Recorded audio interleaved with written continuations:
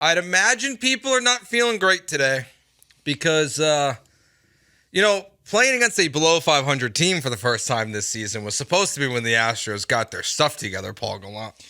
They didn't at all. Well, I guess they got one game. My incredible moment of positivity trying to guide our beloved Houston Astros back into the light resulted in a one-game winning streak on Friday. Yep. That was neat. Opening day. Opening day. 1-0 opening day. They did win on opening day, but since we have resetted the start of the season, the Houston Astros are now 1-2 to open up 2024. Do we reset it again tomorrow? Maybe we reset it when they get back from Mexico. When they play the best team in baseball right now. Because the Cleveland Guardians are the number one team in Major League Baseball. You know what? You found it.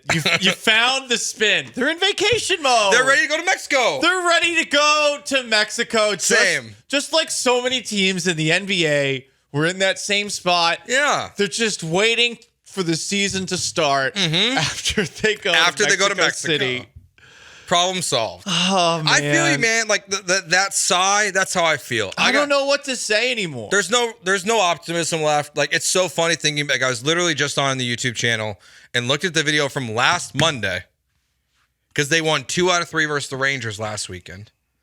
And you're like, hey, they're back. It's optimistic. The bats look good. The pitching looked better. Like, we're going to be okay. And then this last week, it's just... Yeah. And then you lose 2 or 3 to a Washington National team that stinks, and it's all the same problems. All of them on Saturday and Sunday. Saturday, Ryan Presley blows a 2-run lead. His ERA still in the healthy 8s. You get 0 offense on Sunday. 4 hits, no runners past second base until the 6th? Even 2 second base? And you also had a disastrous start by Hunter Brown, who gets put in that spot because Christian Javier gets scratched at the last minute. So a 6th starter goes to the injured list. It is so bad right now. I'm not going to give a pat. I don't give a damn that they won on Friday night. Josh Hader sucked too. That too. Like, they got the save, but my God, like, you're going to make $95 million in the next 5 years. Can you have one not stressful outing? Is it possible? It would be nice. Like, not that it matters. He got a 2nd save on the season. At this point, he's going to get like 7 on the year. It's just, it's frustrating. I'm with you. Like, there's not a lot to say. There is a lot to say, but there's not a lot of reasoning. And it brings this question, and we're going to ask it today. 713-780-3776. Is the biggest reason the Astros are this way because Dusty Baker and Martin Maldonado are not here? Oh, I hate that we're even asking this. I don't know what else to ask, Paul. They lead baseball in hits. They're 15th in RBIs. Their bullpen sucks on any other day basis. Same with the rotation. They have like the 5th worst. If the lottery for 2025 was tomorrow, I think they'd have the 5th best odds to get the number 1 pick. Oh my God. What?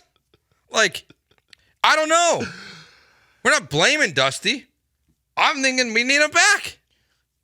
I don't know. There's a certain point when you don't have any logical explanations for something, you should look at the simplest and perhaps dumbest reason for something that's taking place on a regular basis, because sometimes it is just the obvious reason. And look, the injuries, not helpful. The bullpen has been disastrous. To what you said, the offense getting all those hits and all those total bases, but those few runs, it makes very little sense. So you do end up looking at what's the biggest change from last year to this year, seeing as this is for the most part the same roster. And it's that Dusty Baker is not the manager and that Yainer Diaz is now the catcher and Martin Maldonado isn't. And I'm not saying that's the reason for this, but there is going to come a certain point where I think we got to ask that question. And some people are going to say, well, yeah, that's the difference. So that's the reason things are going down like this.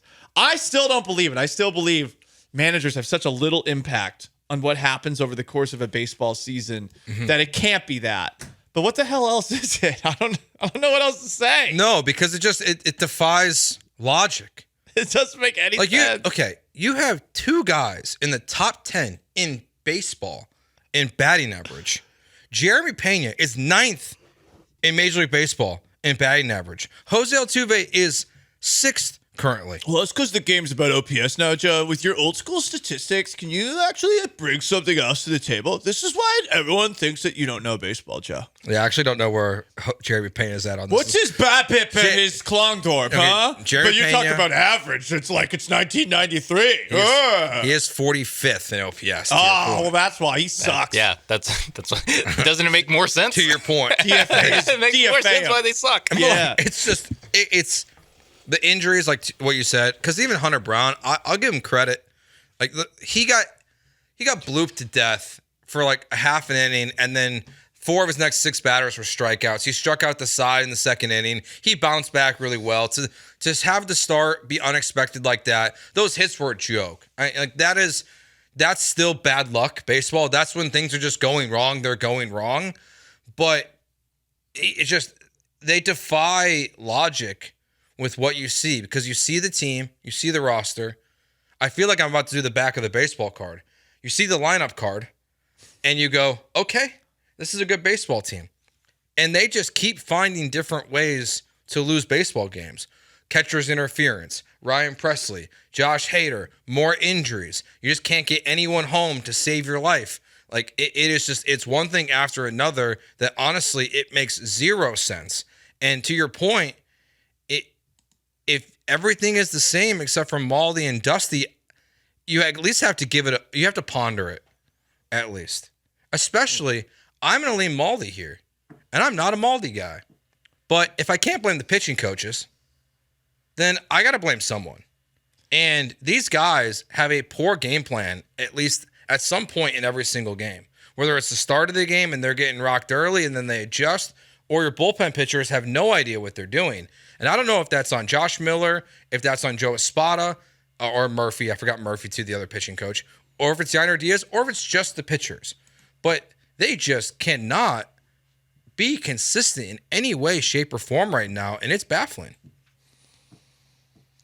Yeah. I wish I had more to say. What do? Beat him with rulers like it's Catholic school? I don't know. And trade for Martin Maldonado. Well, from the 8-2. Yes, because Maldonado has the White Sox pitching staff looking top-notch, right? Okay, buddy, whoever you are. Name 3 pitchers on that pitching staff. Well, that's what people would be saying about the Astros if they didn't get to work with Maldi their whole career. That's true. Until this year. Good point. That's a good point. He's a savior. Also, they have a couple guys who are pretty nasty this year, for the record. Yeah. See, well, there you go. Because of Maldi. They kind of do. I'm looking at these quotes, and the fact that the Astros are starting to be honest as opposed to doing that back of the baseball card BS that they did last week. Here is Joe Espada. We need to start playing better. I don't think that's a secret. I think we're trying. This team doesn't want to lose series. We're not trying to lose. He said that back-to-back sentences. Yeah, like I saw. At first, I saw just the first half. It's like, I think we're trying. Yes. You think? He said in that little paragraph, he says we need to start playing better twice. And this team doesn't want to lose, and that they're not trying to lose. So they're being honest. I'm glad they're not trying to lose. Dana Brown on Jose Abreu, who, hey, here's a positive. He only played once this weekend. There's no way to sugarcoat this. He's scuffling right now, and I think he knows it. Well, I hope he knows it. It's wearing on him. I'm sure it's wearing on our hitting coaches. Yeah, I bet they're pissed. The frustration mounts, but ultimately, hopefully, he can turn this thing around. So at least they're being honest. Do you know what? That's the one positive I'll take away from this weekend. They're not lying to us anymore. Because when you lie to somebody, when you stink, you're awful, you're terrible, you can't do anything right, and you're trying to tell everybody that it's going to be fine or that it's something that it's not, that's when I want to just flick you off. Well, because you can't say that anymore. That everything's going to be fine. But why not, Joe? I mean, look, history Why will. not? Okay. Baseball history will tell you You're just a hater. that what the Astros are at, where they're at right now, it's not impossible for them to make a run. That they can't figure everything out. Now, Astros history will point to that, where there's been no team in Astros history that has started like this, that they're going to figure it out. So try to be a little positive here. There are plenty of teams who have started not good and made the wild card or the division or won the division. Now, there's not a million of them, Paul, but there are teams out there. The last one, the 2015, the 9-16 Rangers.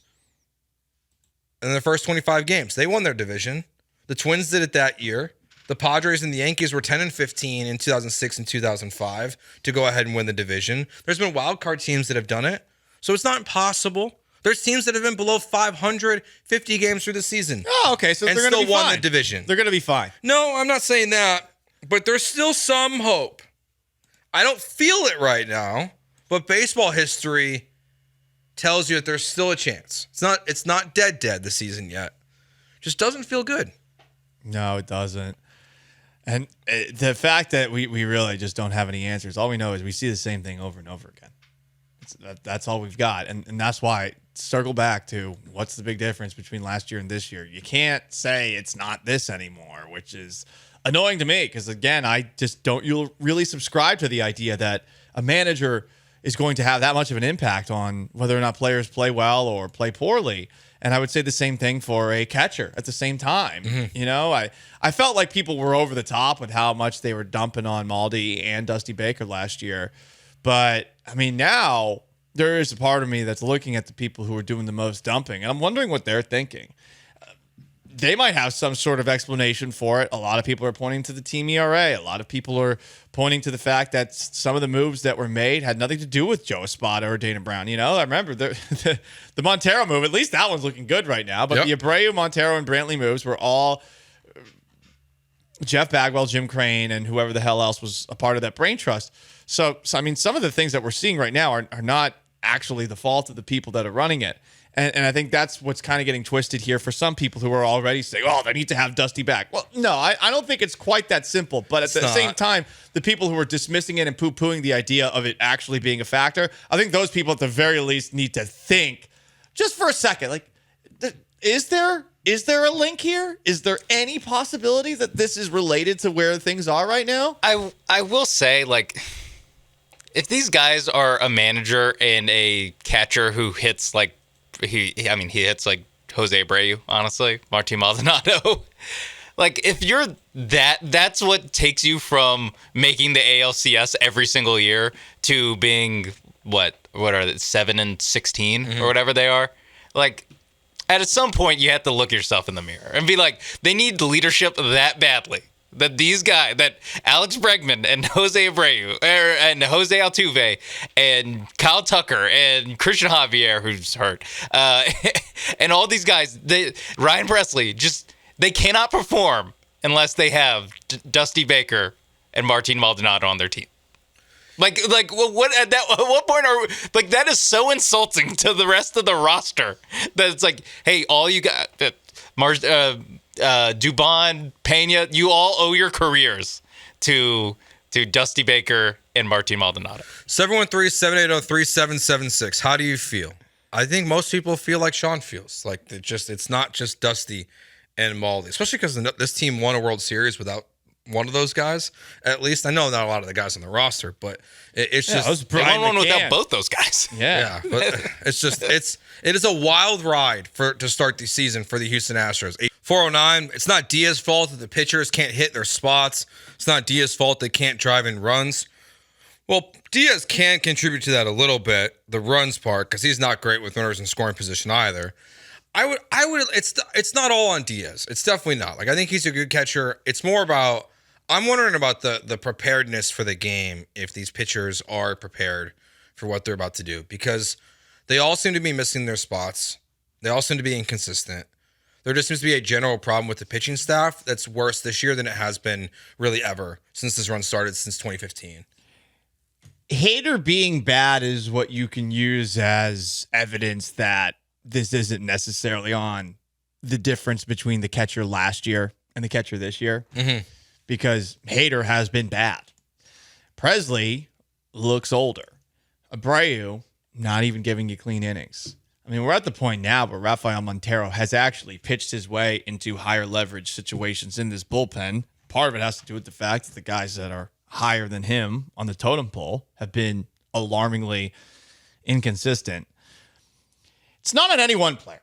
It is on everybody. Mm-hmm. But I think that it's also worth asking the question, is this also on the change in manager, the change in catcher, in addition to the fact that none of these guys are executing? Yeah, You can't say it is a fair question. You can't say de facto. No, you just can't. That's all I'm trying to say here. I'm not pinning it on them, but I think for a lot of the super intense baseball folks online who were calling for Dusty's head often last year and for Maldi's head, I think a lot of those people are looking for any reason but that as far as why the Astros have stunk this year. And I think you got to lump it in with everything else. 713, how do you turn an old man around that can't catch up to a fastball when talking about Jose Abreu? You can't.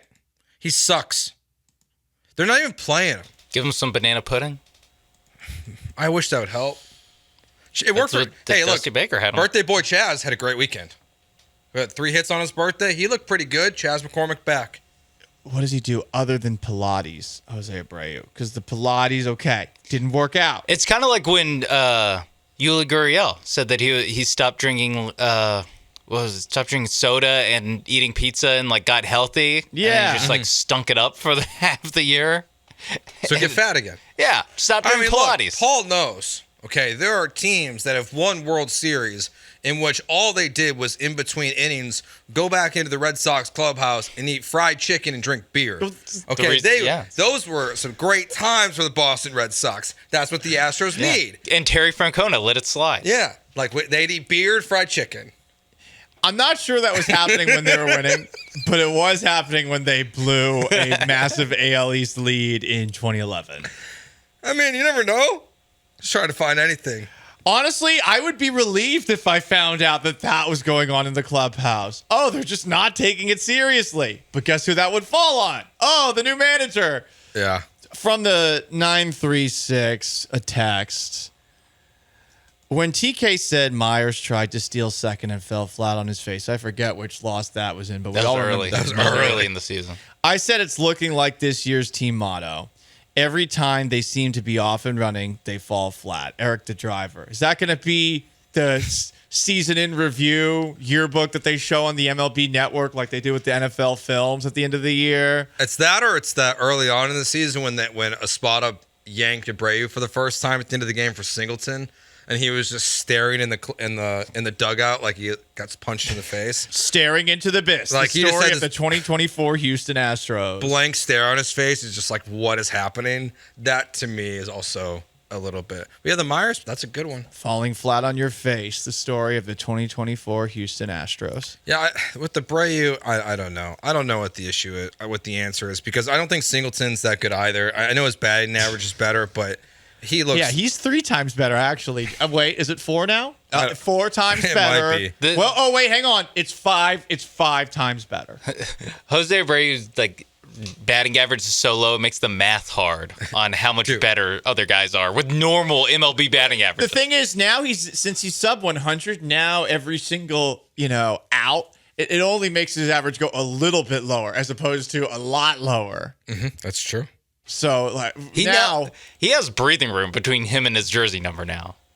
He might be able to get a hit and still be lower than his jersey number. It might be 10, a unit of 10 that he's less than 50 .068.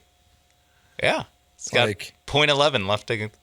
That's crazy. Houston says Phillips 68 is where old washed up players go for retirement funds. So we're Major League Soccer now? Good God. I mean, Ed Reed, Jose Abreu. Is there a Rockets? At least the Texans haven't done that in a while. Carmelo Anthony. Scottie Pippen. Scotty's a good one. Oh, no. Charles Barkley, too.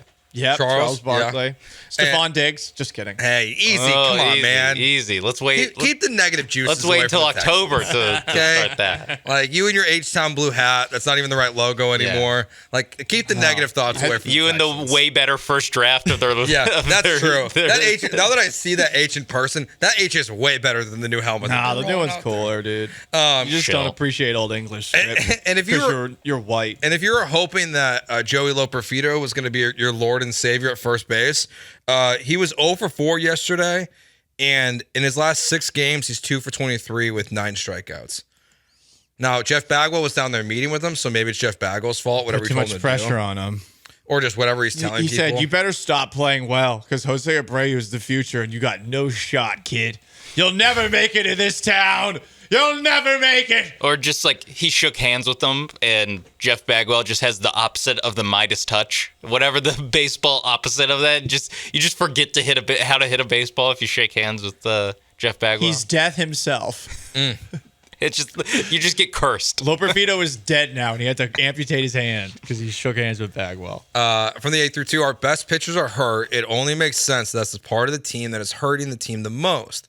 I can't speak for the bullpen. Maybe we need to flip-flop Hader and Presley to see if it affects their psyche. Second part first. They're not flip-flopping Hader and Presley. Hader is making too much money. Presley will not be on this team next year, so they're not going to do that. To your first part, I don't agree with that at all. The starting pitching's been good enough.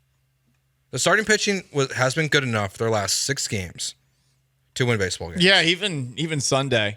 I mean, Like, it's Hunter good Brown enough. stunk in the first, but the next couple innings were good enough. Problem is, you brought in old beard face Sean Dubin, who does not belong in the majors with his beautiful 13 ERA. Yeah. Oh, my bad, it's 12 point something. And I don't think that the injuries are going to fix those problems. Like moving JP France or Hunter Brown to the bullpen, I don't think solves your problem. Nothing's going to solve the problems. It feels like at this moment in time. I'm sure things will be better, but I mean, I don't know what I'm supposed to do here. Here I am today. I've had a tummy ache for 2 days. Going to the doctor's later. Like I'm not feeling so good, and I got to talk about this. Sorry. It does feel like I wish I had something else to talk about. Yeah, I know. It does feel like the biggest adjustment that like it's just like play better. Like that's really what it comes down to is that these guys like, hey, Ryan Presley, Josh Hader, just play better. I think Joe Espada should figure out if they're trying to lose because he doesn't sound 100%. He doesn't sure sound 100% with that quote. sure. I'm gonna read it again. in I case you hope missed they it. are, actually. I hope they're trying to lose. 'Cause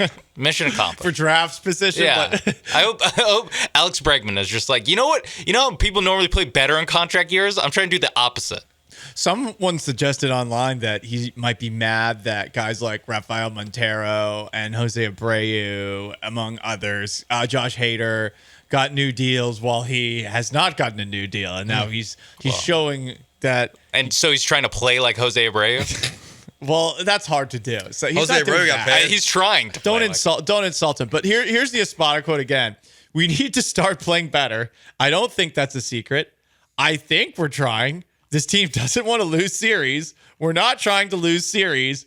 We need to start playing better for sure. Just reading that quote. Oh.